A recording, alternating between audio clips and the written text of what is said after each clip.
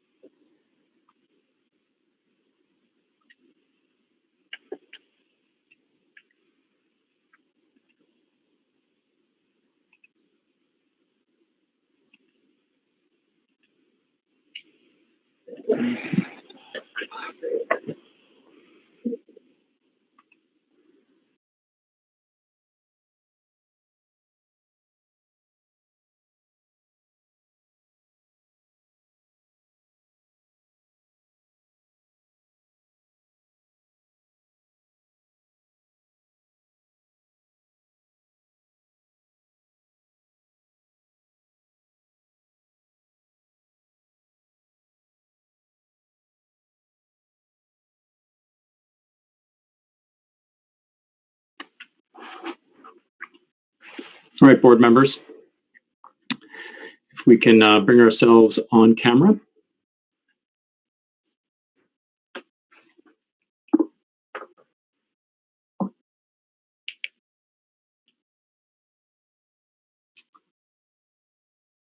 All right.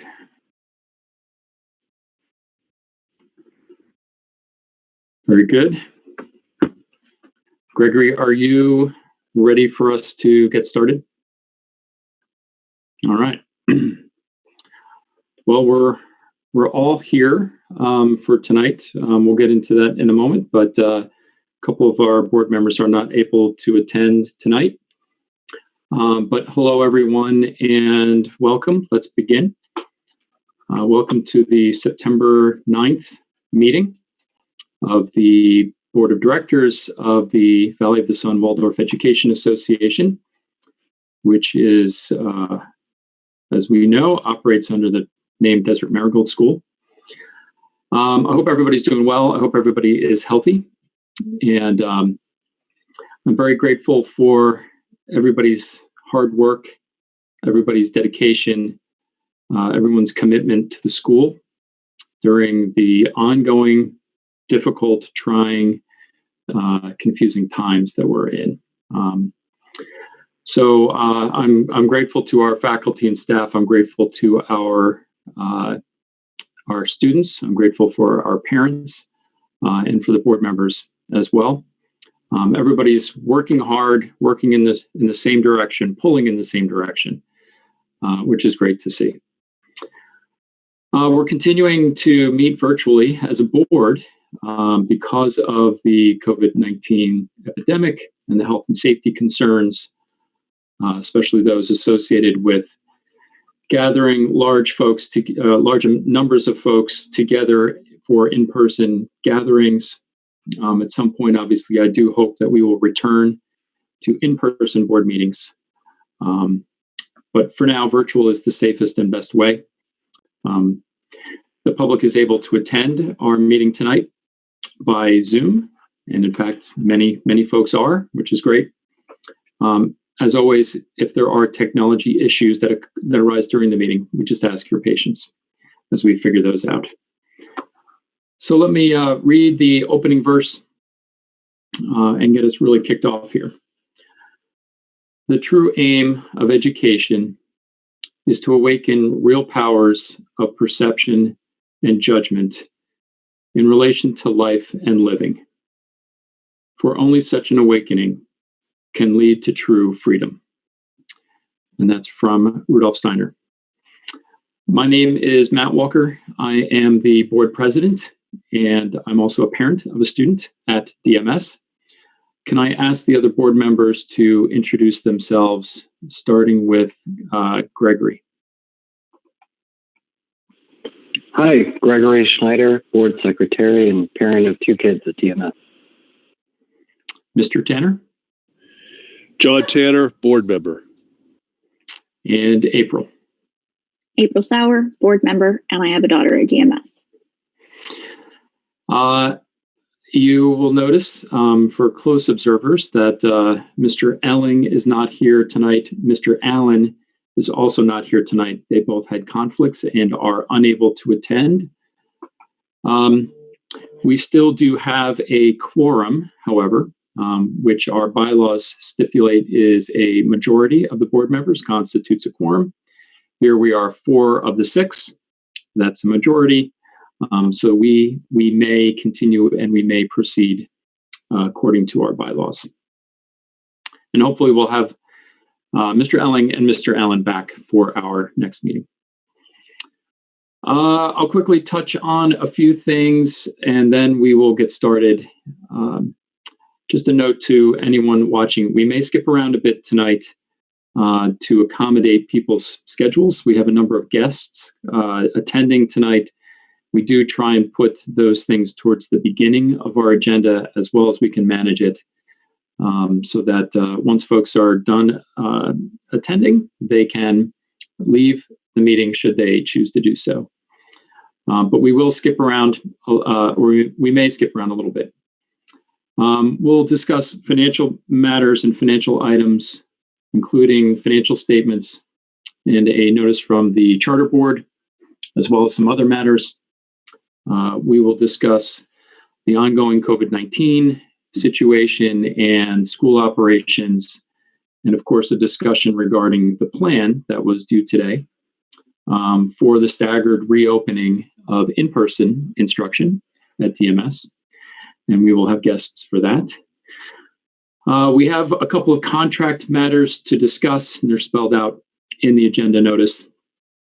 And then we'll probably hit some of our more familiar topics at the end of our meeting, approval of minutes and or discussion of minutes and some other board matters.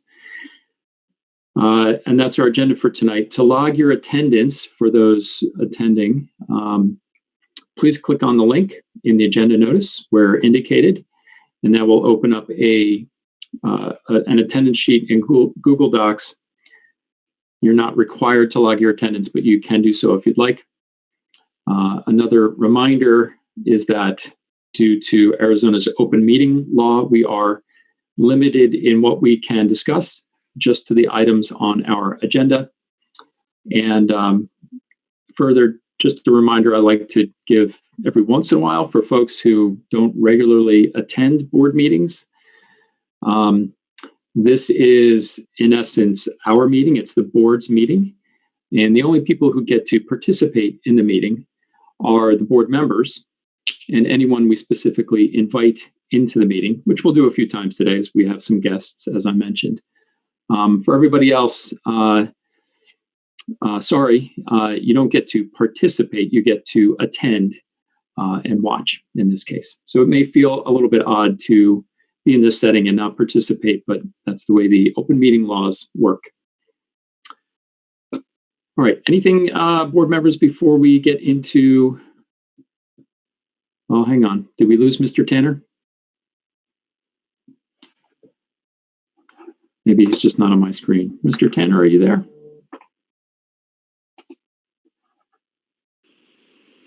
Looks like he disconnected. All right, let's wait for a moment. Since we haven't gotten into the specifics yet, it's not a problem. But let's give him a moment. We'll just pause here for a moment while he rejoins.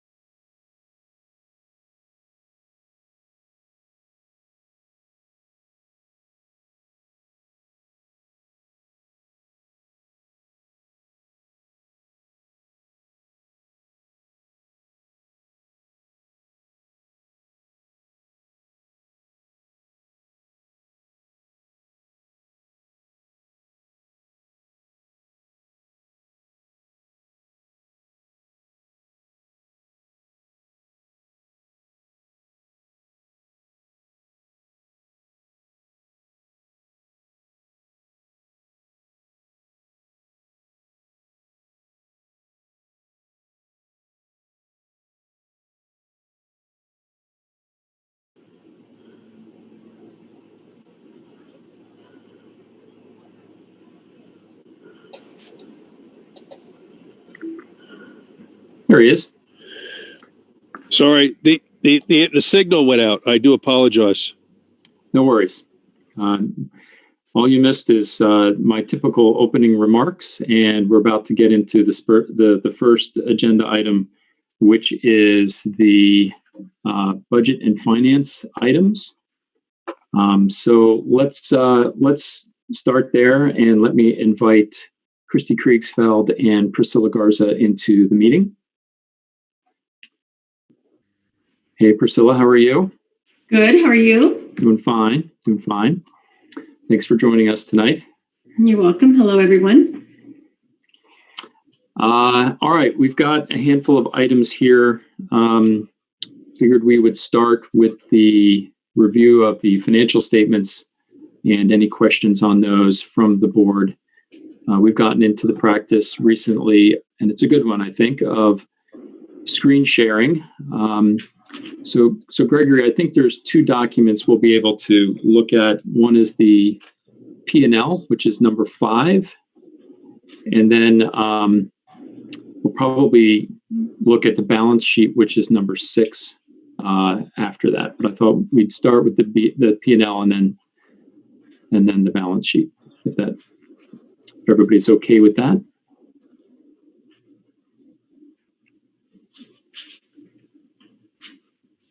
There it is. All right.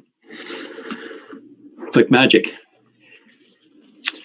All right. So here is here's the school's P&L for 2 months. This is a 2-month span, July and August.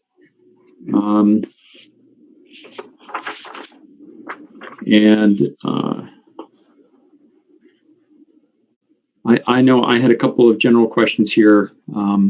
Board members, did you have any questions before we get into mine? Any questions on your end?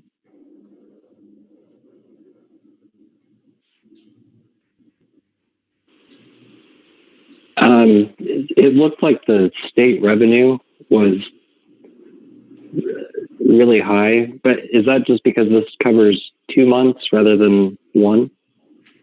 It does cover 2 months. The second payment was $274,000 compared to the first payment of $229,000. The second payment is being paid off of the estimated ADM of $300,000. Okay. So yes, that is 2 payments. And I guess we'll get into the enrollment numbers later, but since the actual enrollment is less than that, how does that impact future payments? And are we going to have any obligation to repay or anything like that based on receiving money on a number that's we know is too high from our actual?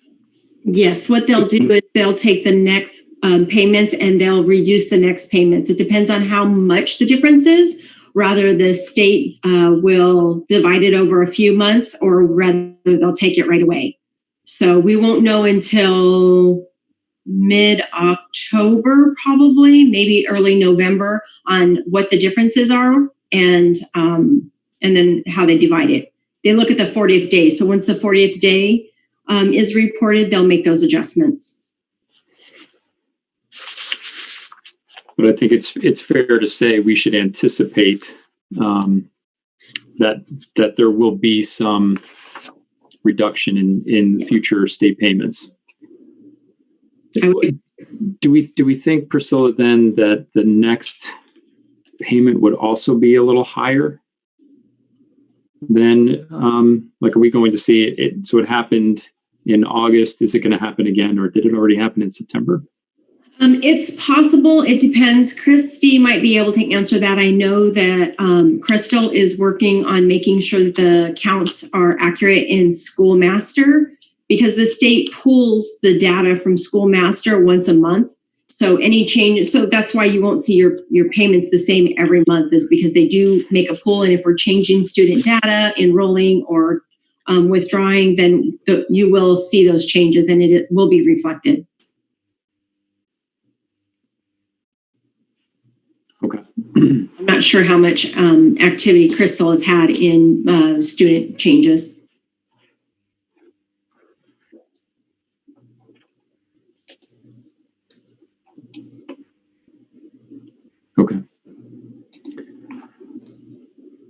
All right. Well, then let's. I don't know if there's anything more that we do than mentally earmark the fact that we're likely to see a reduced amount from the state in months ahead. But let's do that. Let's not consider the extra, if you will. Let's not consider that as spendable right now. We may need to spread it out over a few months.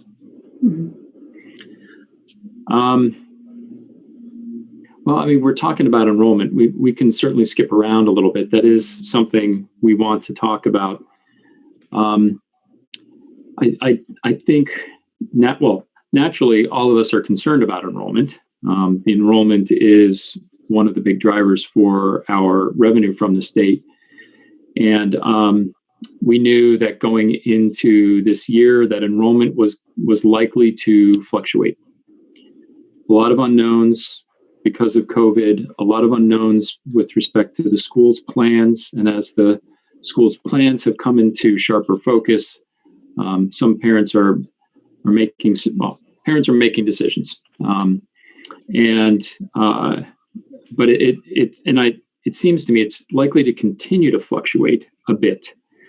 And I don't mean just go down, but I mean possibly go up again also, especially as we are cementing the plans, which we'll discuss later, to reopen for in-person instruction.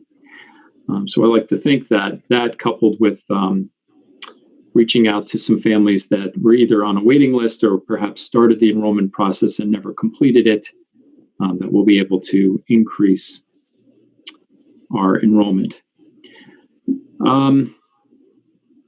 What questions, board members, did you have with respect to the enrollment figures or enrollment specifics?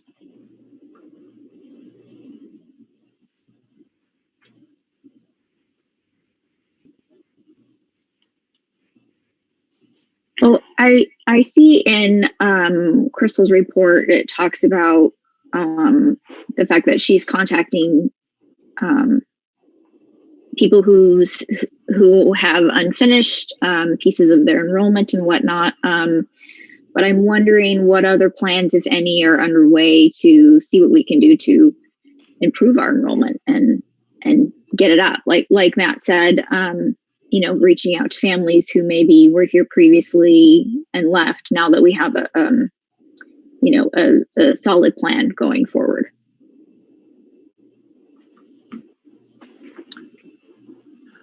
So Christy K, is that something you can address for us? I can. Can you hear me okay? Yep. Okay, thank you. Again, working off of two different devices. My apologies. They are following up, both Crystal and Deb, working through the wait lists and contacting whoever has expressed interest to try to bump up that enrollment. They are methodically working through those lists. I don't know that we have a list, so to speak, of those who, let me take that back. We do have a list of those who've been on the fence and somewhat waiting for the plans to develop, especially in the younger grades. So we are working on that list as well. But beyond that, we're just working from the information that we have in terms of enrollment and expressed interest and following up on those leads. We're not doing any sort of mass marketing at this point.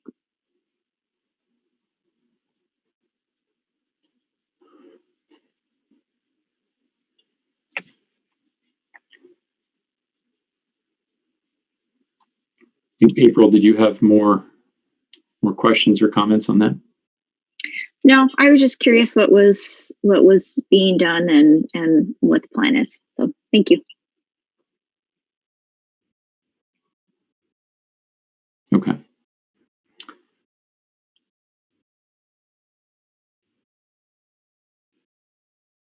All right. What other? Well, I'll dive in with a couple of general questions. So, Priscilla, based on what I've seen here and in other materials, it looks as though we have enough cash on hand to be staying ahead of our accounts payable. So are we, it's just a general question. Are we staying ahead? Are we staying on target with our accounts payable? Yes, we are. There was a report that also came out from Jessica to the board showing the list of accounts payable. And there were a few items on there that were over that need to be addressed, but most of the accounts payable is within 1 to 30 days. That's great. So yes, Okay. we're keeping up with it. Okay. And do you have a sense of what our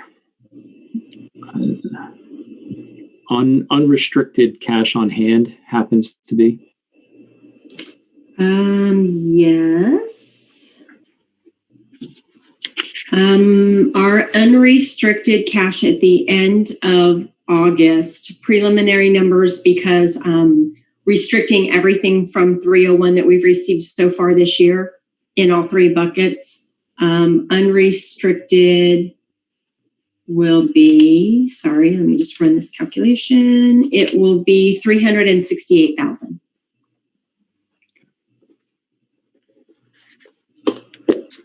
And how about the PPP loan? What's the current status on that? I spoke with John today, and he has not received the application from the bank yet. So he's waiting for the bank to give him the application in order to start applying for the PPP. So the revenue will not be booked until we actually receive the forgiveness. I've spoken with the auditor, and they did specify we need to wait for forgiveness to book that revenue. Just so that you are aware, once the bank gives us the application, the bank then, and we turn it back into the bank has 60 days to review that application and submit it to the SBA. And then once the SBA receives it, they have another 90 days to review it before they grant forgiveness. So once the application is submitted, it can take 150 days, 5 months for that forgiveness to come back. In speaking with John today, he's got a contact at the bank that he is going to try to talk to and see if he can push that a little bit to get it done. We'd like to get the application in no later than the end of November, early December, so that we can get the forgiveness in this fiscal year.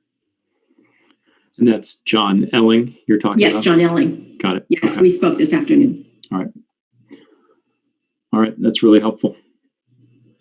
All right, good. Anything else on the P&L, board members?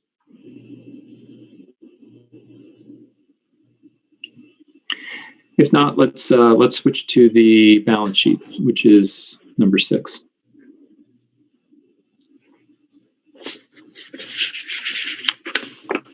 Can you see that now already, or do I need to? Okay. I can certainly see it.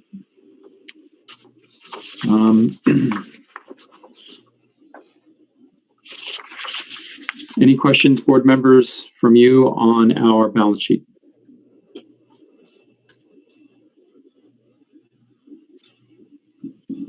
If you look on the balance sheet there, right, midway down, that does show your accounts payable, 38,000. You had a question about the accounts payable. There's the amount. Just so that everybody knows, up above the accounts receivable, that 289, that is the equalization pay and the classroom site fund. There are no tuition payments in the accounts receivable. All of that was taken care of last year. So that is strictly the payments from the state. Okay. There was a line item somewhere, Priscilla, if I saw it, it was an expenditure of 17,000, I believe it was, for communications, or at least it was under that line item. Do you happen to know, or maybe Christy knows offhand what that was? It's under communications. That is going to be, let me verify. I'm going to say the E-rate payment, but I'm verifying. What line item are we talking about? It's a communication line item. It's an expenditure for 17,000. Yes, that is the E-Rate Group and Mettel, the combination between them together. And that's back on the balance or on the profit and loss sheet 5. Okay.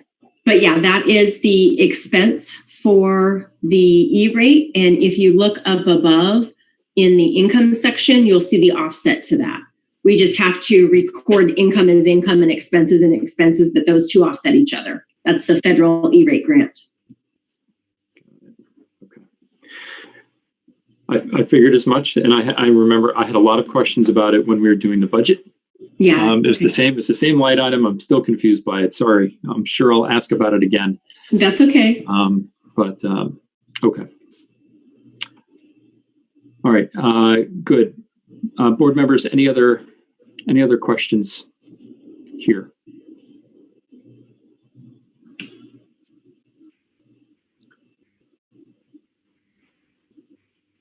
Priscilla, anything we should be worried about here? And this actually looks pretty good. Is there anything we should be concerned about? No, I think you touched on it. The equalization is worrisome because of the ADM, but again, we're not going to be able to settle in until the 40th day counts. And even so, they continue pulling the numbers. And there is that ESG grant, that the stability grant, the enrollment stability grant. And that will also come into a factor as well. It's not, we can't book that money until we apply for it. We've done the application, but we don't even know the dollar amounts that were awarded yet. So those will all come in, towards the end of this year. So it's actually the next item on our agenda. Is it? Okay. Yeah, which is great. So thank you for naturally getting us there. Let me just pause though, unless the board had other questions about the balance sheet, but I don't think there were. Okay. So Gregory, I'm not sure we need to screen share anymore. All right, there we are. There everybody is. All right, so for the enrollment stability grant, the ESG, this, just as background, is to assist with COVID-related expenses. It was submitted. Great. The application was submitted. Terrific. Thank you. And you were just saying, and actually the question that I have is would this be reimbursement for expenses we have already made? Is that how this would work? That you have already made and are able to make up until December 4th. So there is a lot of misunderstanding with this grant because they're tying the calculations to the 40th day counts. A lot of people are thinking that it is covering the loss of enrollment, but they're just using that as a calculation method. So it is strictly to be used for items that are being purchased directly related to COVID, cleaning supplies, masks, computers, technologies, items like that. And we have the full list of what it is. We did some preliminary calculations and we were calculating it to be somewhere around maybe 130. But again, it depends on how many students are enrolled. We won't know what our actual allocation is until after the 40th day. So with the expenses that we have already used and quotes that we had in the process at that time, we were able to put in an application for $94,000. So we still have some wiggle room. Christy is fully aware of the dollar amounts that are available, and she's looking at different avenues in which she can utilize those monies. Okay. All right. That makes sense. Yep, there's been confusion all along. When this first came out, it seemed awesome, right? And that should have been a clue, right? It was too good to be true. Right. Still not bad, right? So this is the state allowing us to get recovery for expenses related to COVID, and certainly we are incurring a lot of those expenses. Okay. So we've submitted it. Is it a rolling submission? Would we resubmit later with additional Is that how it would work? Yes, everyone, because we don't know what our application is. And the way they explain it is the money is coming down from the feds to the state. And so the state is responsible to report back to the federal government. And the federal government has to clear everything out by the end of December. So this money, the cutoff is December 4th. And they are allowing us to take any of the items that we would have already assigned to the ESSER grant and reallocate those expenses to the stability grant, essentially opening back up the ESSER grant to be used again. Because this grant, and so we've already considered that when we did our budget, but this grant allows us to reclassify those expenses because it's a shorter period of time. And the ESSER money is available till the end of 2021. And so we're able to move expenses around and utilize more money for a longer period of time. So it is a tricky grant, but we did get it applied for. And then as soon as their allocation comes out, we'll have to revise our budget, revise our submission. Okay.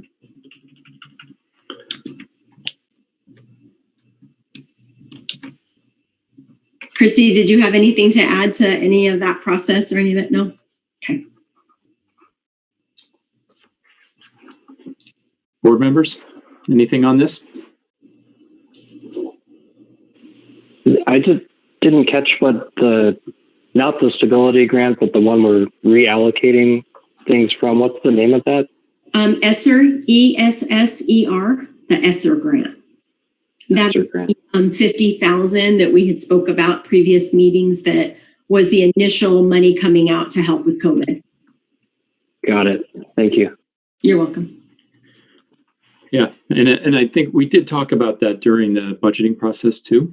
So yeah, good. It's tying together. Again, we'll probably need to hear it 7 times before it sinks in, but that's okay.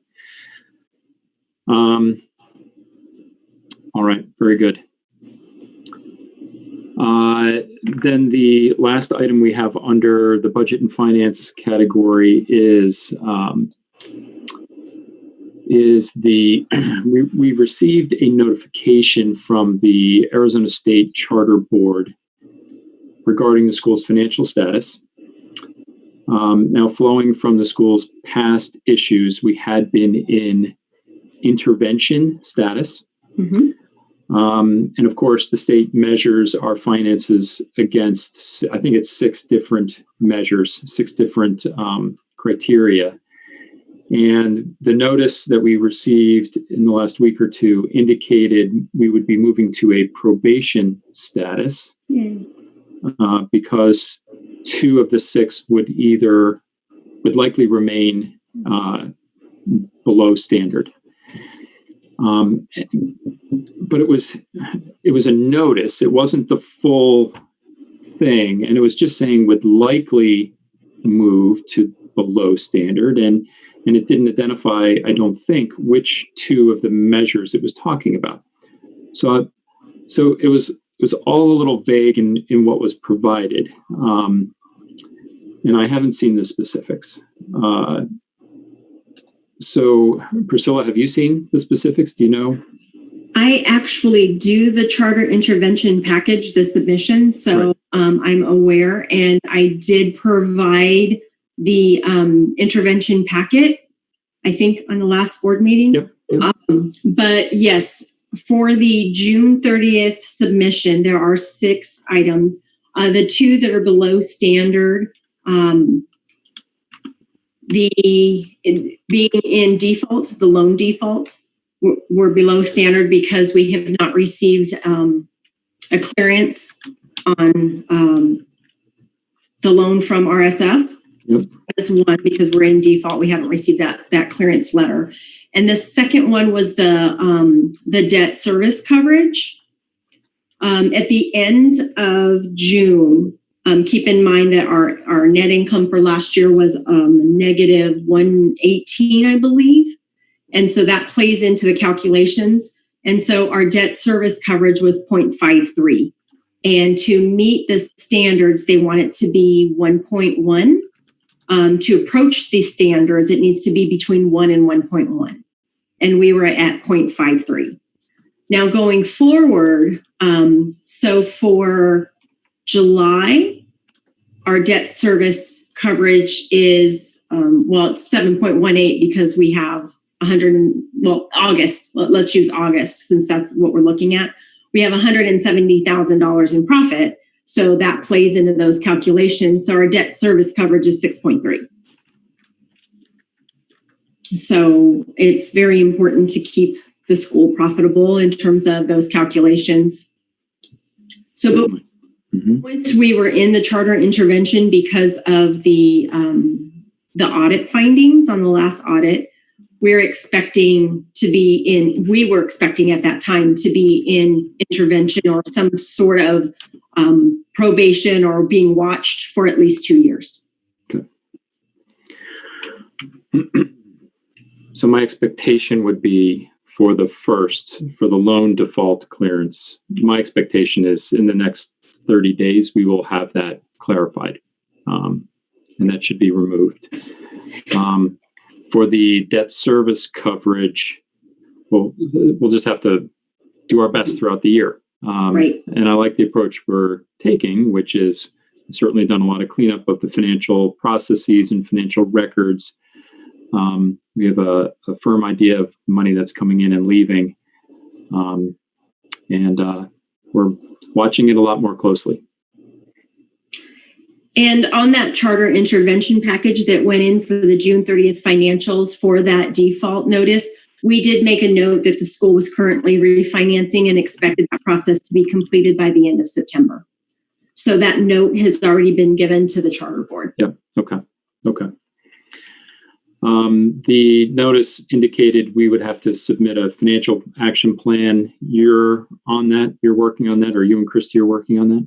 I haven't seen the notice, but quarterly, I get the package ready because I know they're going to request quarterly financial statements. So quarterly, I'm doing the financial statements and getting that ready anyways. Okay. I'm not sure what else needs to be submitted since I haven't seen that letter, but normally it's the calculations and then financial statements and then numbers to budget. Okay. We can certainly get you that notice. Thank you.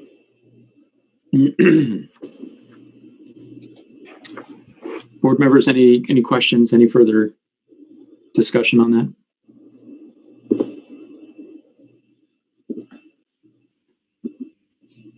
I just have I'd say one additional comment. So I've mentioned that we are, as a board and as an administrative team, we're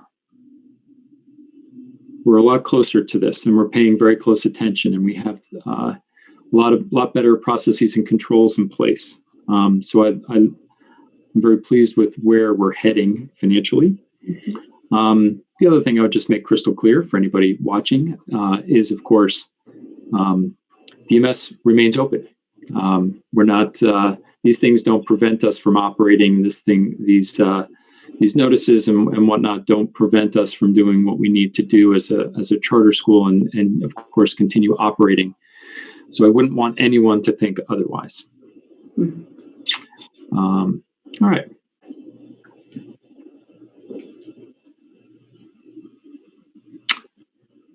All right, that brings us to the end of that topic. And Priscilla, I think, although you are always welcome to continue hanging out at our board members, you're free at our board meetings, rather. You are free to leave if you'd like. I do appreciate it. Thank you all. All right, thank you. See you soon. All right, up next is COVID-19 and school reopening issues. I'd like to start with why don't we start with the plan for staggered reopening. I see we have a couple of guests, Heather Sullivan and Christy Martin, a couple of our faculty members, and also members of the LDC, along with Mr. Tanner. So Christy Martin, Heather, please join us in our meeting. Good evening. Nice to see you. Welcome. All right. So at the August 26th board meeting, the board had requested that a plan be assembled and gathered and presented to the board for today's meeting that laid out the plan for staggered reopening of the school for in-person instruction to start the week of the September 28th and be completed, I think, by a 3-week period. I don't have the precise wording in front of me, but so the board has received a draft of that. Thank you very much for your hard work. I'm sure it was. There's a lot going on. And putting this together, I'm sure, was not easy. So thank you for that. Nice to see it all here. And like I said, the board has had a chance to review it and would like to go through some questions. I know I have several questions. I suspect the board members do as well. Maybe less so Mr. Tanner. He's probably pretty familiar with it, but perhaps Gregory and April have questions. And Mr. Tanner, it's a little dark where you are, so if you need something, just speak up because we can't see you well. Okay, thank you. I'm trying to, I'm outside where it's actually cold, if you can believe that. So it's a nice change. I might have to put on a sweater. Huh. Okay. So, like I said, I have questions. I do like to offer others the chance to go first with their questions. So, Gregory, April, anything you'd like to ask?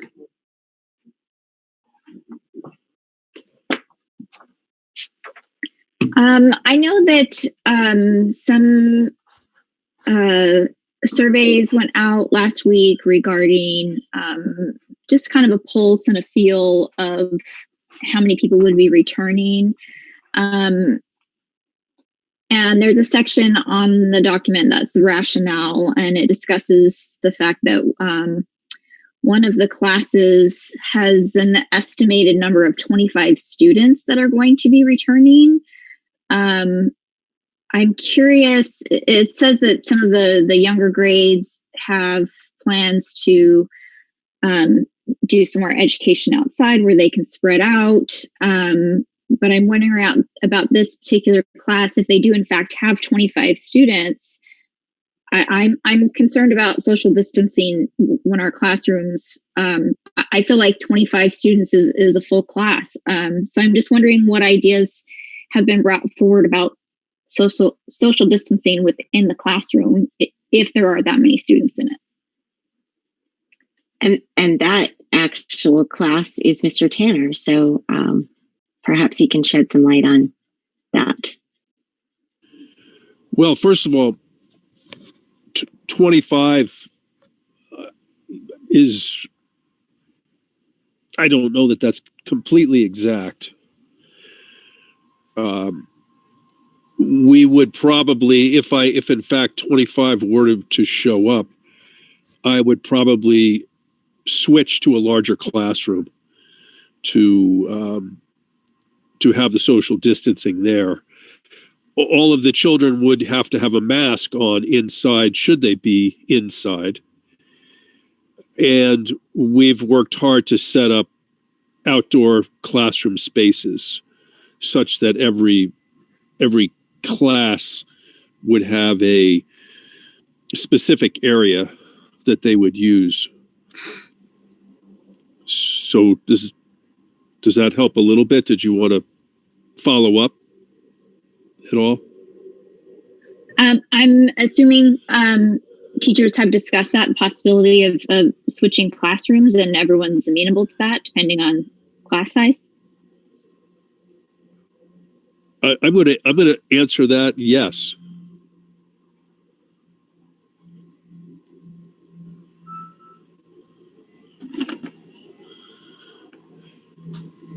And Heather, not Heather, April, just another point there. My class sits at 25. I would think that it's going to come in a little bit lower than that. I think it'll be a little closer to 20. but your point remains valid. But just for the record.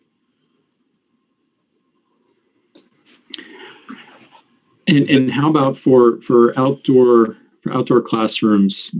Is there space for all? I mean, it's a nice big campus, but still, is there space for all grades, all classes to be outside simultaneously? Well, we have 13 acres, and so I would think that we could have an acre per class if we broke it down. And again, that makes a ton of sense. If Wi-Fi also extends to that, like, do we know? Because of course we'll need to be doing virtual learning at the same time. Well, my answer is a little bit tongue-in-cheek, Matt, but yes, we're not going to venture far away from, we're not going to put somebody way down on the south west corner of the campus. We would need to be in range. So yes, that has been taken into consideration, and we've, as you've probably read in the report, we've had the Wi-Fi checked out, and there's some branches that need to be cleared. So that is a continuing cause for concern, and it's being rectified as rapidly and efficiently as it possibly can. Great. Yes, just to add to Mr. Tanner's explanation, we have to do a little bit of work of spinning those trees so that the antennas can actually talk to each other without that disruption. And we may need to lengthen or heighten rather some of the antennas to clear some of the buildings. But we're working with Truth on that to come up with ways to do it, to maximize the Wi-Fi setup that we do have in place. Great. And I should mention, as a general matter, for anybody watching, additional details, once this is all approved, additional details will be provided. So nobody needs to be furiously taking notes or anything like that. There will be additional communications, official communications from the school outlining the plan. What we're doing now is discussing in essence, a proposed plan, and walking through some of the questions and issues. But again, please don't rely solely on what you hear tonight for what you decide to do. There will be additional communications coming, ballpark within a week after tonight. Okay. How about for the grade, going through the grades? So we've got this helpful table on the first page here.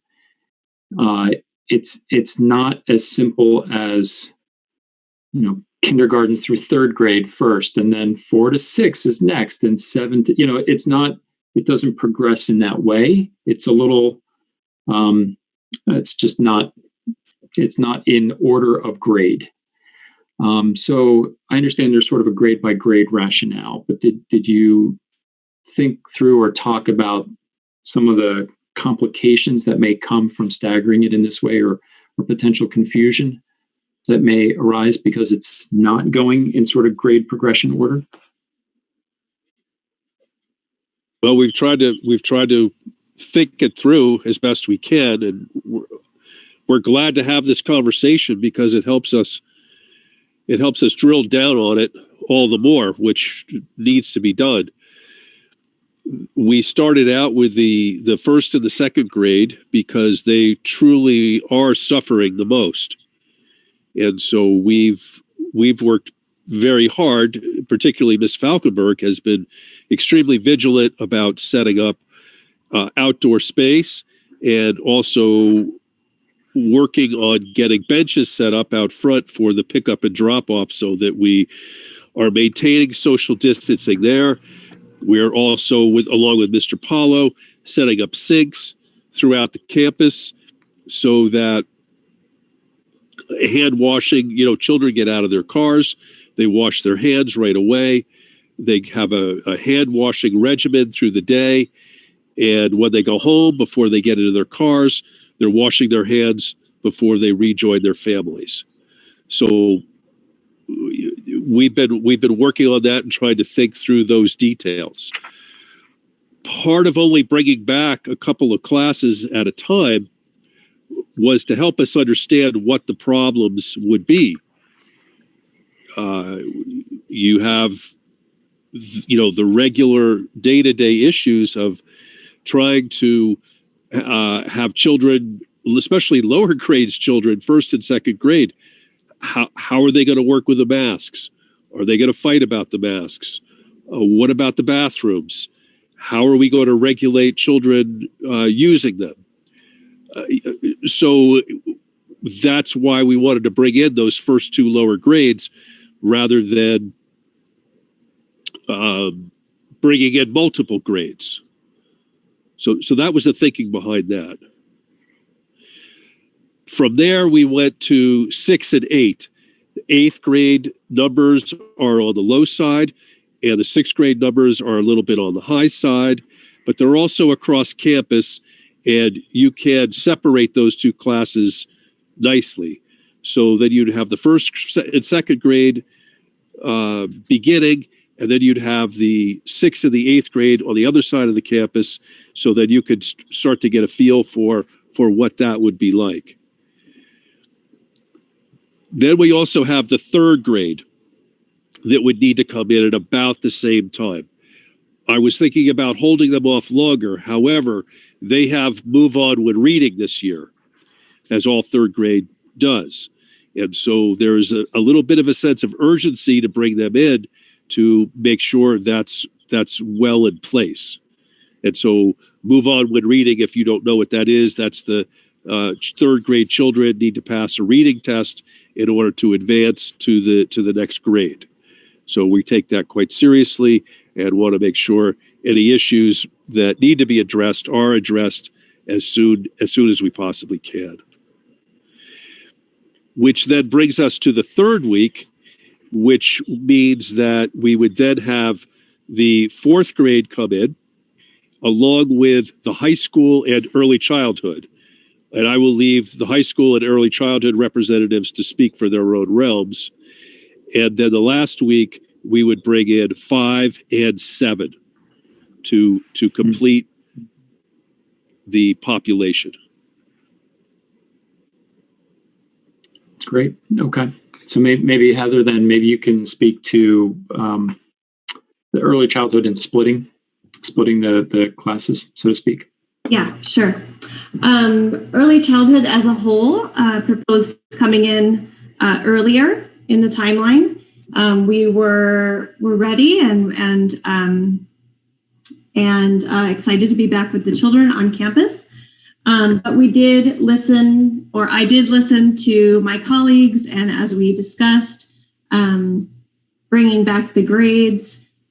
Really, it was a question of looking at the bigger picture, the greater whole, and if the priority is really there for those lower grades, then we felt that it was not an issue to go ahead and wait a few more weeks for early childhood. Although, of course, all of the learning is a little bit easier in person, and we feel like the children are missing, of course, some aspects of their education being virtual. That being said, we feel like we're getting into a strong rhythm. We're getting good feedback from the families. So I feel strongly that waiting another 2 weeks is okay for our early childhood group. So again, just kind of deferring to the interest of the greater school by letting those lower grades, I know first and second, and those priorities there. And then the idea of bringing the private back a little bit earlier is kind of a twofold. One part of it is just because it does not have that state funding, it's definitely can be a financial issue if we don't start to build that program up and bring people back in. So that's one piece of it. So looking at that part, but then also using that kind of as an advantage in the same thing John was referring to as bringing back a smaller group and then really being able to see where might the snags be and what, how can we make it even better before we bring everybody in. So that's kind of the rationale behind the early childhood. That's great. And by the way, all of this, of course, is consistent with what the board had in mind in terms of the reason for staggering it is ease into it, learn as we go, bring smaller groups in first, let them adjust to it by the time you've got sort of everybody there. It feels more like the normal routine, and it's less new. And Christy, it looks like Christy Martin, that is, you can comfortably bring back the entire, all 4 grades of the high school. I know it's not a huge population of students, but can bring them back all at once. Yes, from our preliminary survey, it looks like less than half are willing and able to come back in person of the students in the high school. So this is entirely feasible for physical distancing. We're looking at keeping the cohorts in the classroom rather than students maneuvering around the campus from period to period. So the students will all remain, those who are in person will all remain in their classroom, and the teachers will then rotate from classroom to classroom. And so we feel that this is very safe. Of course, the measures that have already been mentioned will be adhered to. Students will be wearing masks. And so for those online learners, it will take a little bit of maneuvering for the teachers to set up their computers, to make sure everyone's connected, make sure that the zoomed in students are there for that period, and then begin the lesson with everyone involved. And so we're, of course, still working out the details as far as how will the day look? How will it proceed? What is the exact timing? What is feasible for the teachers and for the students who are there in person as well as online? Great.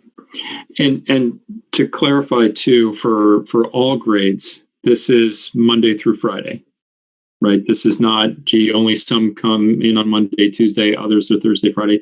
This is everybody Monday through Friday. Correct. That's correct. Okay.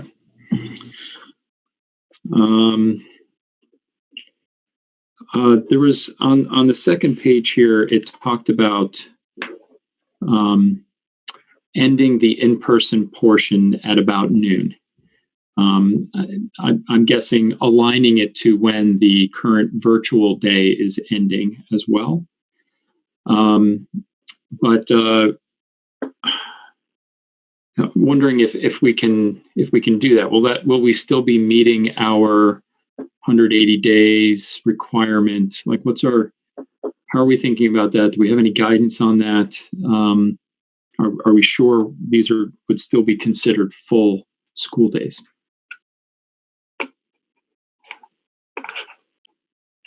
So it's my understanding that as long as students are working outside of their classes with additional material, that would count as part of their hourly daily experience in school. I would like to also reiterate that the timing of the classes, especially for the high school, this is a current topic, and we'd like to discuss it in our faculty meeting tomorrow regarding what is workable and what works best for the students who are present, what works best for the teachers who are present. So I'd like to reserve just a little bit of leniency for us in the high school as far as timing. I would like to not commit to the half day just yet. Of course, more discussion needs to take place among the high school teachers and the LDC as well. Yeah, Matt, we're considering both aspects of what we need to consider, and that is the instructional days and the instructional minutes. And so because there is the remote program that is permitted to go through the year, not just for our school, but many schools are doing that. They're having that hybrid, that there is some flexibility as to the time that they are spending. If they're in class at the same time, they're virtual for both types of learners. And so we're trying to balance those needs with the need to be off the screen. So thereby we can't extend the time for the virtual learners without making the day longer for the teachers. And we don't have a separate set of teachers to provide that remote instruction at the same time live instruction is taking place. So we're still talking through these variables, but with the mindset that we will be meeting the instructional minutes and the instructional days required.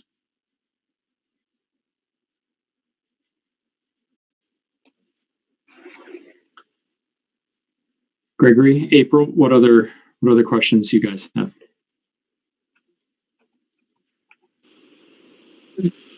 I know that, well, let me start first by saying thank you, all of you, for the thoughtfulness that went into this. I can tell that it was a tremendous amount of work.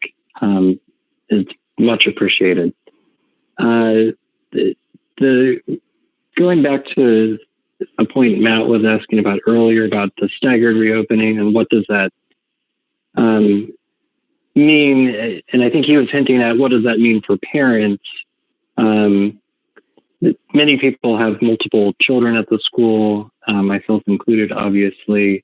If you have multiple kids and, say you have one starting in week 1 with live instruction and one starting in week 3 or 4, what options do parents have under this plan? Or is the idea just that you would start on whichever week is available, or is there a way to align it for family?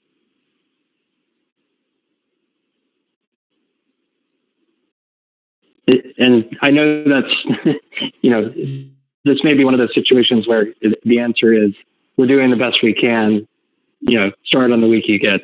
I'm just curious how that's going to work. So Gregory, I can say that was a large topic of discussion. Is we understand that there's families with students across multiple grades, and we certainly did consider that impact. And I don't intend to speak on behalf of any of the LDC members here. From my perspective and from my observation, the competing priority was addressing the needs of the students where they're at right now per grade and prioritizing based on those needs above all. And that's why you've got the staggered presentation that you do with, the private EC in the first and second coming back and then not flowing 1 through 12. There was a deep evaluation of, yes, we know this is going to be a little bit confusing to families. And if we can just get some, again, patience and flexibility as we address the needs of the students and their priorities. So that's why it looks the way that it does. And I can represent that there was a lot of discussion on that. And we were grateful for the month worth, September 28th through October 19th. We think that this is the best kind of spreading out, again, to accomplish the health and safety goals that we have, but the priority being meeting the need. It's a priority, of course, I don't mean to misspeak, but addressing the priority of those children, especially in the younger grades who are truly struggling with virtual learning right now. And again, I don't mean to misrepresent or talk over anybody. So if there's anyone else in the realms who want to speak, please do. No, Christy, I think that was perfect. It's really a challenging situation. I feel like no matter which grades you bring in first, you're going to run into that conflict for families that have multiple children in multiple grades. And so we did, just as Christy said, we did prioritize it as far as those grades and what they need over necessarily maybe the family dynamic and trying to figure that out. It's not that it wasn't first and foremost on our minds, but of course we, are open to any suggestions on making that simpler for families. Well, my guess is it would be impossible to come up with a staggered plan that would work for every single family. Right. Decisions have to be made. We do the best we can. How about switching back and forth? So it's not mentioned in here. I know a lot of folks have questions. Well, gee, if I'm in person, can I go back to remote? Or if I'm remote and I see that it's really working well, can I switch to in person? Would that vary by grade? How are you all envisioning that right now?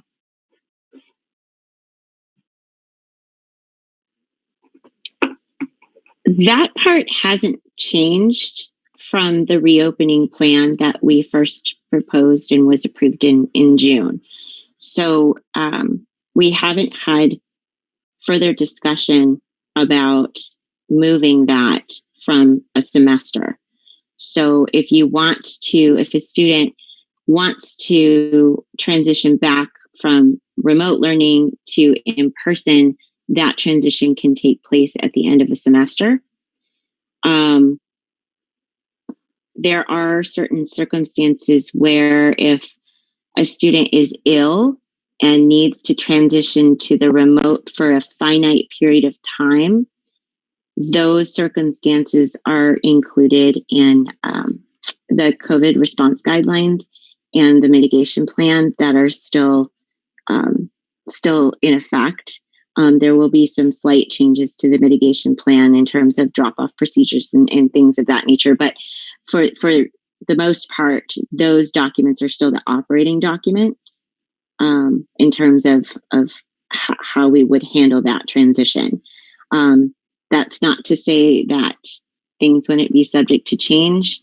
And I think there are going to be circumstances where it has to be evaluated on a case-by-case basis. But the proposal is still the same, that it would be a transition by semester. Okay, I think that does tee up a discussion for our next board meeting to relook at the COVID response plan. Is that, like you said, it was from June. The world has moved since then. It would be a good idea right before we go into the reopened landscape to take another look at that and make sure it's still consistent with everything we think we should be doing.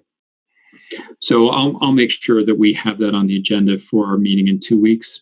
But Christy, just for you, for planning purposes, let's plan to look at that again. Because I'm not saying we would change that. It just, to me, raises the question of, all right, now that we're living in a virtual learning world, maybe there's flexibility that exists that we did not envision when we were looking at this stuff back in May and June and trying to figure it out for the first time. Maybe it's a maybe. Right. Okay. April, do you have another question? Yes. I see starting September 16th, parents will get some information regarding the plan, all types of procedures and whatnot. I'm wondering when we can expect to see an official survey with parent intent. Yes, we want to stay virtual, or no, we want to go in person. When can parents expect to see that, so we have a better idea of what numbers will be? So I'll start that response. The teacher sent out individual surveys to get a pulse from their parents just after the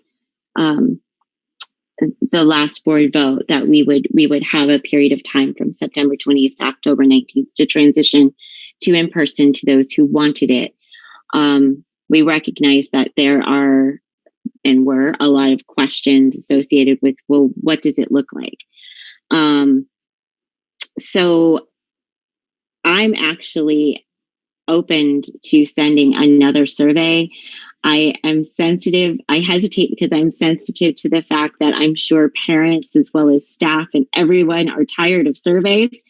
But I do think it's really important to get an update as to, okay, once we release this information, again, for the most part, it won't differ much from what's already in writing and that has been in existence over the past couple of months in terms of, what to expect on campus and face masks and other health and safety protocols. But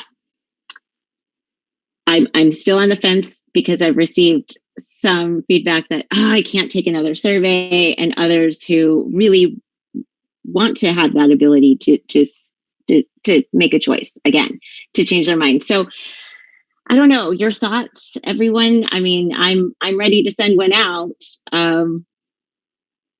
The timing, though, to me needs to be after we get this communication out with the staggered plan, so parents can understand what it is, and then just a highlight of the other things I mentioned in here, such as the drop-off pickup, the start time, the health and safety protocols again. So just some summaries of that to give parents at least a summary of what to expect so they can make a choice. I don't know. Your thoughts? Yeah, it's an interesting one because we will be asking parents to sign this form for anybody who's coming back in person. Yes. So does that negate the need for a survey? I don't know. I would kind of like to know, and maybe we just don't call it a survey. It's an election. It's an election form. I don't know. Yeah. It's a parent's intent. What is your intent for this upcoming quarter? Yeah. And it's 2 questions. Yeah. Boop, boop, you're done. You're done in 30 seconds. I say we do it. There's no reason not to. Yeah. And really, we're trying to be transparent. We're trying to involve people in the decision making. We're trying to be good about communicating and outreach to our parent community. So if, hopefully folks understand the reason why we keep asking for their current decision making. Plus, of course, things keep changing. So it's understandable why we might ask at the beginning of September, and we're going to ask again 3 weeks into September. Because we really, I would think you want to know who's showing up in the parking lot at drop-off on the 28th of September. Well, we definitely want to be prepared for that, and yet another reason why we're liking the staggering, because again, like Heather mentioned earlier, we can work out those snags with the smaller groups, and then once we welcome everyone back, hopefully, just like the remote learning improved, we hope that will improve too, just with practice and time. I have a question, and maybe it's part suggestion. I know obviously parents will get all of this information. It'll probably be pages and pages. And sometimes time is an issue for parents to get through all of this. And sometimes even the language of it is like, wait, what? What does that look like? I'm wondering if there are plans to do, like a Zoom meeting, a Zoom presentation with, a member of the LDC present from every realm to say, this is what it's going to look like. This is what we're going to do. Just a brief 30-minute, 40-minute presentation to get everyone on the same page. It could be recorded. It could be, a link sent out through Parent Square if you missed it. Just for kind of simplicity of understanding and knowing what to expect. And even sometimes just having the language to explain to your kids, well, this is what it's going to be like. And Miss Heather said this and Miss Christy said this or whatever, just to have that ease of understanding. Or maybe that's just extra work. And if so, I apologize, but just an idea I'm throwing out there. Well, again, I don't want to speak for everybody on the call, but I think that that's certainly being contemplated and doing it in a smaller group fashion. So perhaps by realm, disseminating that information. I think it's a great suggestion. I think it's one that's currently being contemplated in terms of how do we efficiently and informatively put that material out there. So those who are returning are aware of what it's going to look like. And frankly, those who are going to be ordering remote will know what it'll look like, So that is still a topic of discussion, and we'll hope to have more detail fleshed out here soon.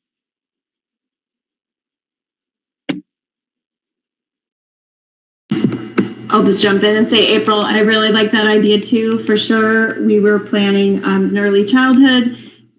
We know that with the switch and going back to in-person, we're going to hold these parent meetings or have, some kind of Zoom or some kind of meeting to really tell people now what to expect, because there's a lot of things that we didn't inform our parents of at the start of the year because we were doing remote. It was a different kind of plan. So now we're moving into that, we get back into the dress code and those traditional type of topics. And so I know, at least for the early childhood, we were definitely planning on having some type of meeting. But I also appreciate the idea of having a whole school meeting too. We can definitely talk about it. And then just touching back on, we did do the pulse survey, as Christy said. Teachers are excited to know who's coming back, how many students are we going to have here. So we were just a little anxious to kind of get a general idea. And then moving forward, whether it's a survey or whether it's, reaching out and communicating directly with families, I could see that happening as well, where you just, contact the people maybe you haven't heard from, or after following these, maybe class meetings or a group meeting, where everyone's really clear on what the plan is, and they can make a good decision, and then we can say, okay, how are you feeling now? So I do see that coming in the next few weeks following the 16th, when more information goes out. Then I feel like we can reach back out and really connect with those families. Some of them were very sure. I had many decisive parents, probably 50%, that were this is what we're doing, and already solidified their plan. But then there are some that still are just looking for a little bit more information first.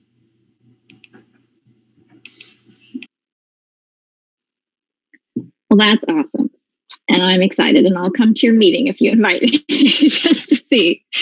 I just want to reiterate what Gregory said. I'm so glad that you guys put this forward. And I'm grateful that you're here at the meeting to give us some hard, concrete examples of what this is going to look like. And I'm thankful that you're here, that we can ask clarifying questions and hear more from the LVC. So thank you very much. Absolutely. Yeah, and I'll add in a comment to I touched on it earlier, that there would be a form that we would ask, or require, I suppose is the better way of saying it. We would require parents to sign whose parents or guardians whose children would be coming back for in-person instruction. I wholeheartedly endorse this. It's important for a lot of different reasons. One of the biggest ones is, I assume that the form will outline what expectations are on parents, as well as what they should expect from the school.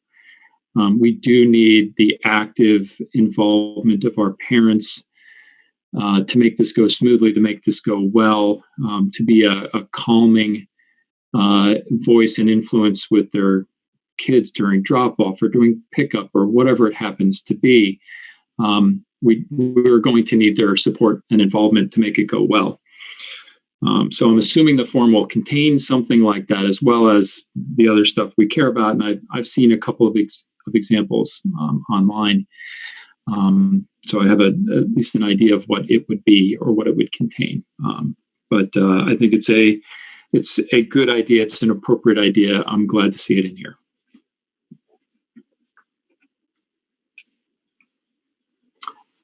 All right, board members, any other questions?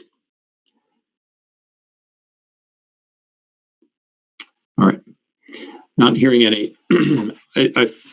We didn't specifically talk about it last time about the notion of us approving this plan as a board, but it does feel appropriate for us to do so.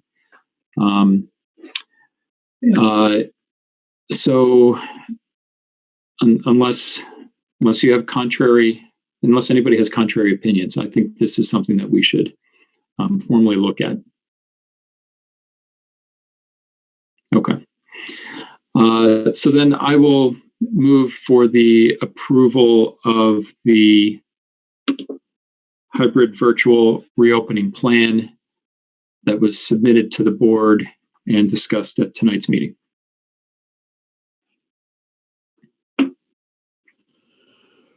I'll second. Oh, sorry, John. You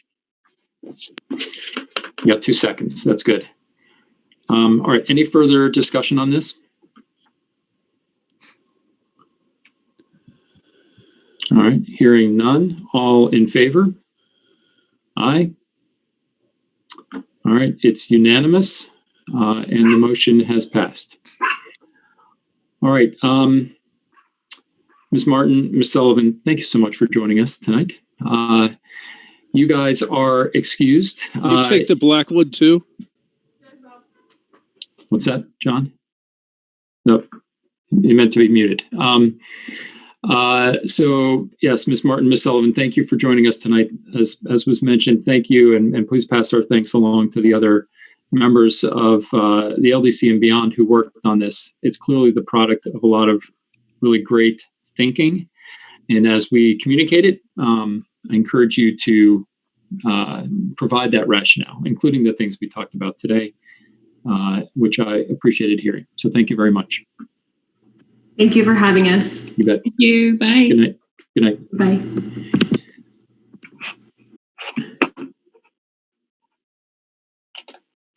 All right. Next on our list is the Executive Director report, which Christy did provide to us. And as usual, it includes information on a variety of topics. I'm not going to ask Christy to recite it. We all have it here, and so it's likely a bit more efficient if we see if there are any questions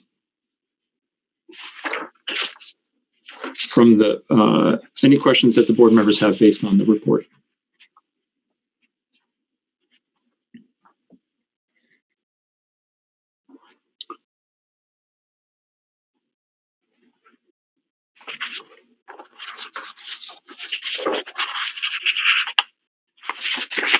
I'll say that I do not, and in fact, you've touched on in one way or another many of the topics that are covered in the report.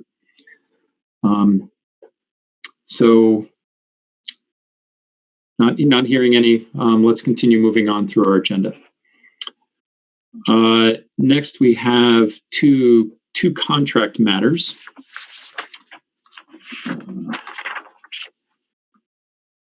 Yep. And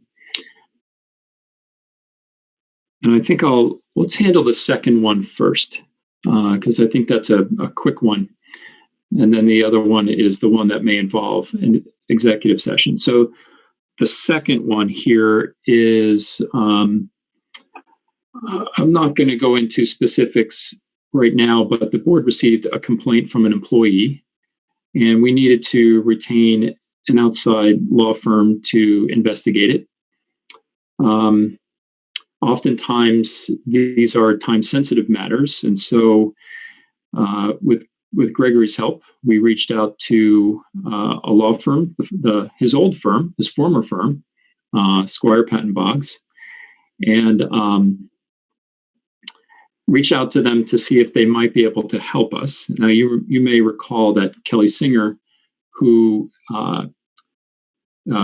has helped us with some legal issues around our loans, the school's loans, also works at Squire Patton Boggs.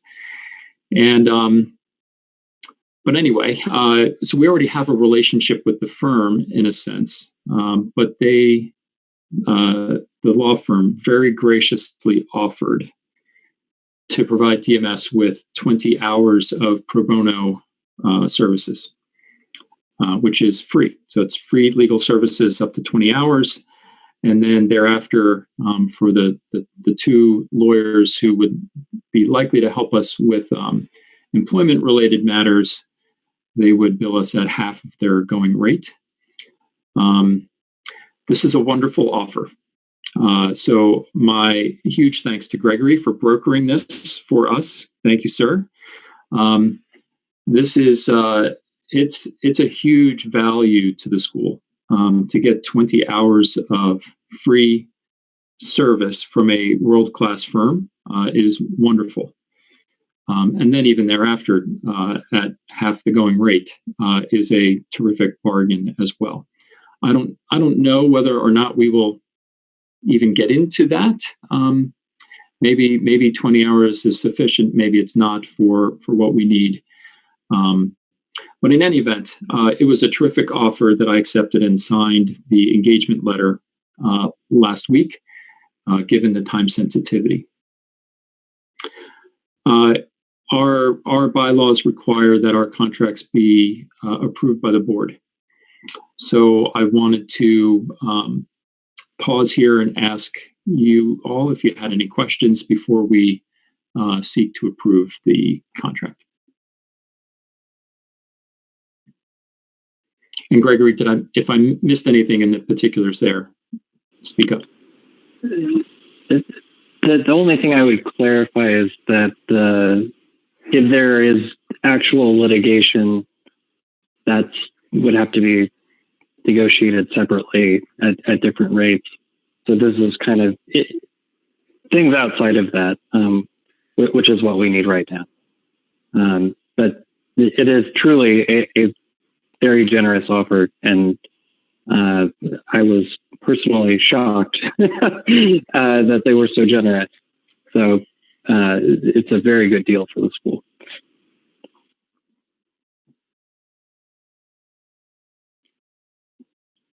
April or John, any questions? No, I don't have any questions. Thank you, Gregory, for, as Matt said, brokering that for the school. It's a nice thing to have a board member who's able to help pull that together for the benefit of the school. And, just to clarify too, while a couple of us are lawyers, we are not permitted to, we're not permitted to provide legal services to the school. Our ethics laws that govern what we do would prohibit that as a conflict of interest. All right, well, if there's nothing else, then I think I may need one of you to move to approve the agreement that I have signed. I'll do that, Matt. I would move to approve the retention of Squire Patton Boggs on the terms we described this evening. I'll second. All right, great. Any further discussion? All right, all in favor? All right, 3, I will abstain as I signed it, but the motion passes. All right, thank you. The other contract matter for us then is for the board to receive legal advice on loan documentation and the restructuring of contracts that DMS currently has with RSF and with 1515 LLC. So to facilitate this, I'll make a motion for us to move into executive session to seek advice from our counsel, Kelly Singer of Squire Patton Boggs, regarding possible loan restructuring and related issues regarding loans from RSF and 1515 LLC. Because as a reminder, we do need to move to enter into executive session.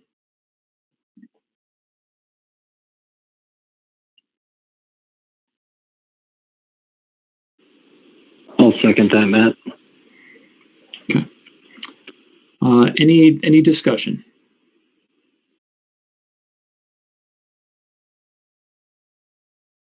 No. Okay. All in favor? Aye. All right. It's unanimous, so the motion passes, and we will enter into executive session in just a moment. Before we do that, let me just walk through the logistics of how we do that in our Zoom world here, both for our benefit and for the benefit of anybody watching. So it's worked well the last couple of times we've done this, so we'll continue that same way. I will keep this Zoom meeting open.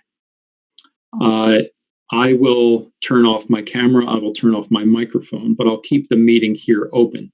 So anyone who is attending can continue to attend. It'll just be quiet for the period that we are in executive session. And then when we come back into executive session, we'll turn our microphone and camera, or I will turn my microphone and camera back on. The three board members, Gregory, Mr. Tanner, and April, and Christy, Christy to join us as well, Christy Kriegsfeld.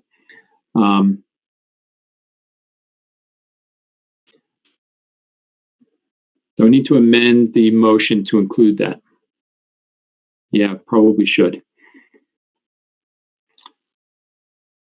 So let me pause there. Yeah, I think we just need a new or a separate motion to invite Okay, let's do that. Christy into the meeting because we already voted and all that. Yep. So I'll move to invite Christy Kriegsfeld to join us in our executive session mentioned above. That's fine. I'll second.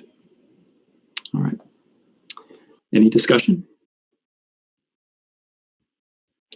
All right. All in favor? Aye. Great. Unanimous. Motion passes. All right. So let me start again. I'll turn off my microphone. I'll turn off my camera. I'll leave this meeting open. The three of you board members and Christy should leave this meeting, and I will send you a separate Zoom invitation for our executive session. And I'll send that to Kelly Singer as well so that he can join us. We'll have that discussion, and then when we're finished there and we need to come back into our public meeting, you all will simply leave that meeting and re-enter this one with the same link you used at 6:30.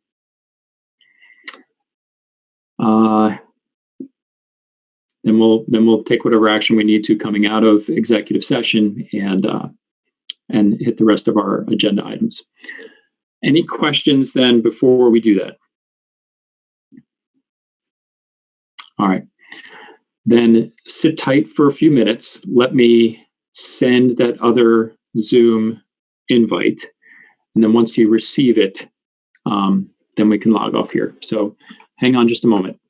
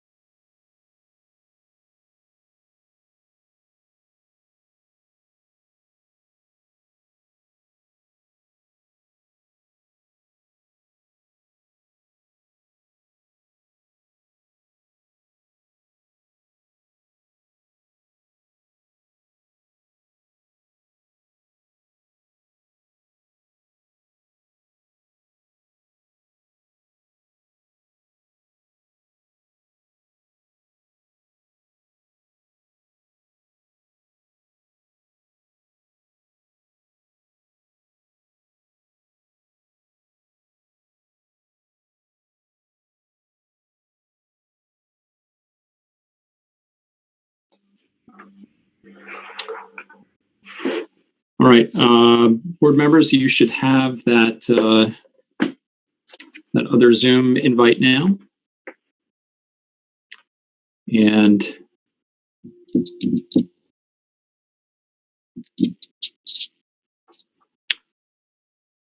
April or Gregory or Christy, if you could just come on camera, maybe wave to me, let me know you have it. Okay, you're good. You're good. All right, thank you. And I'll turn off the camera and microphone now as we go into executive session.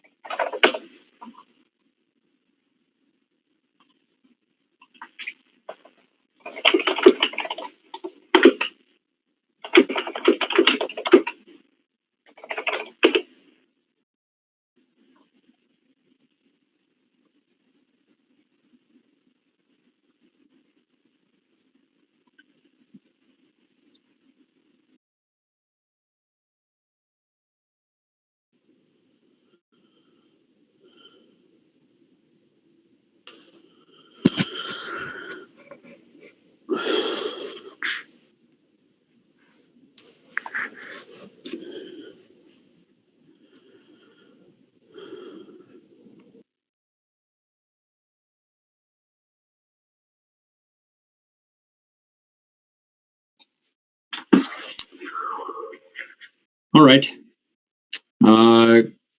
Gregory, tell me when you're ready for us to be back in session here. Good to go.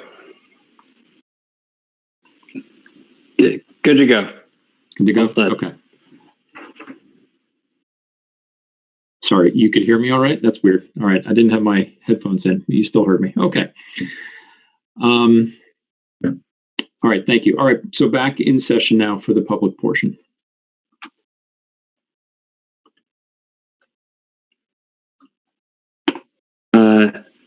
So now that we're back in regular session and having discussed the loan issues with RSF and 1515 LLC, I will move to give Matt Walker the authority to enter restructuring agreements with RSF and 1515 LLC on the terms we discussed in executive session. I'll second the motion, please.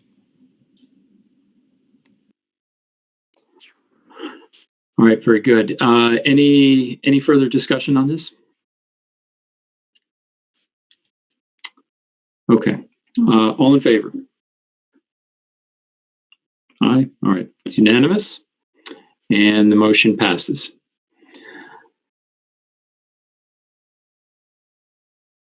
All right. Thank you. Then we only have just a couple of quick things left here. First is what we normally cover at the top of our board meetings, which is the approval of minutes from our last meeting. Our last meeting was on August 26th. So I will move for the approval of the minutes from the board's August 26th meeting. I'll second. Thank you, April. Any discussion? All right, hearing none. All in favor? Aye. Abstaining? Gregory? Okay. All right, the motion passes. And then the last thing is a review of the board's calendar, upcoming deadlines or events, and like we did last time, some reminders regarding the board applicant process and timeline. April, you've been our lead for these topics in the past. Do you mind? Anything for us Sure. to keep an eye on here? Yes. So, well, the calendar's been updated, so everyone has access to that. There wasn't a whole lot new on it. The dates were just updated. So things like the advisory panel, and the board application process, I believe I put those dates on the calendar as well. And board education, I did get Liz to schedule us for our October 7th meeting.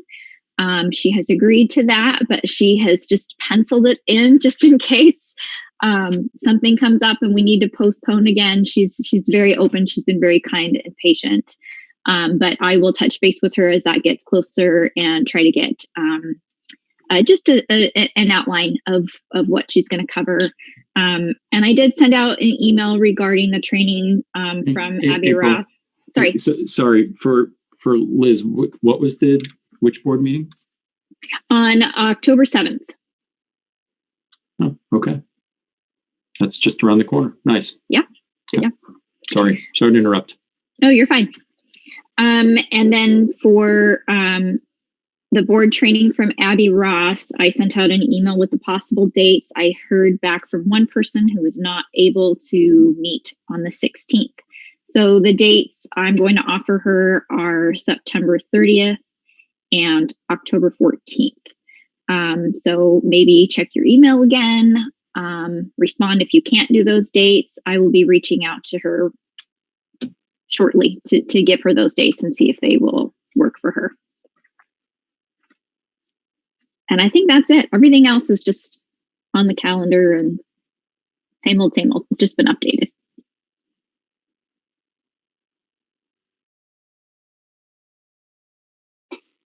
Sorry then. Did I miss it? And if so, I apologize for zoning out, but board applicant process and timeline and a solicitation or some sort of communication. Were we going to send something out? Yeah, at our last meeting, Gregory was working on that letter. Okay.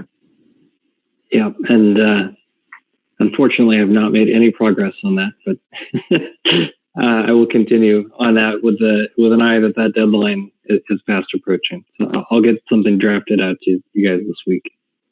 Okay. Thanks to Christy and others, we have direct access to Parent Square now. So once we create it, I can easily post it to Parent Square so that at least the folks who see it on Parent Square will have access to it. And I do know that we've actually already received one application for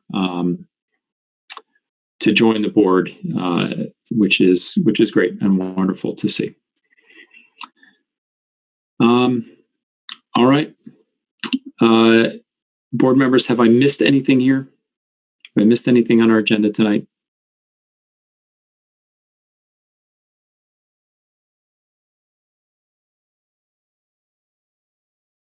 No? Okay. All right. Well, then I move to adjourn. Second. All right. Any discussion? All right, let's vote on that, and then I will read the closing verse. All in favor? It's unanimous, and the motion passes, and we will adjourn. The closing verse. The most important tasks for humankind today and in the future is that we should learn to live together and understand one another. If this human fellowship is not achieved, all talk of development is empty. And that's from Rudolf Steiner. Board members, Christy, our attendees, thank you so much for all that you are doing. And I hope everyone has there's not much left of the night, but have a wonderful night. And I'll see you all soon. Thank you very much. Good night.